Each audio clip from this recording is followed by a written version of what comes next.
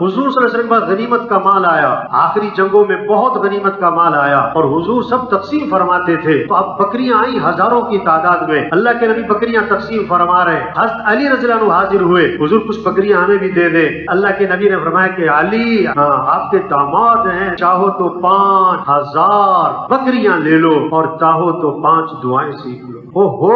ایک طرف کیا ہے 5000 بکریاں اور ایک طرف 5 دعائیں ہیں۔ حضرت علی نے جواب دیا حضور 5000 بکریاں ہیں تو بہت زیادہ، یعنی چھوڑنا مشکل کام ہے، لیکن چھوڑے بکریاں آپ مجھے 5 دعائیں سکھائیں۔ وہ 5 دعائیں کتنی اعلیٰ شاندار ہوں گی اور کتنی قیمتی ہوں گی جو 5000 بکریوں کے مقابلے میں سکھائیں۔ یہ باتیں ہمیں مفت میں ملتی ہے نا، اس لیے قدر نہیں ہوتی۔ اللہ کے نبی نے فرمایا یہ پڑھا کرو علی، اللہم اغفر لی ذنبی ووسع لی خلقی وطیب لی کسبی وقنعنی بما رزقتنی ولا تذہب قلبی الی شیء صرفته عنی۔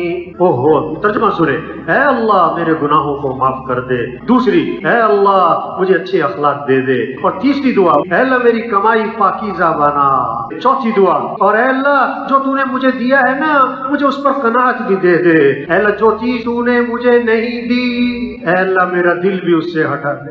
یہ 5 دعائیں سکھائیں اللہ نے، اللہ کے نبی نے۔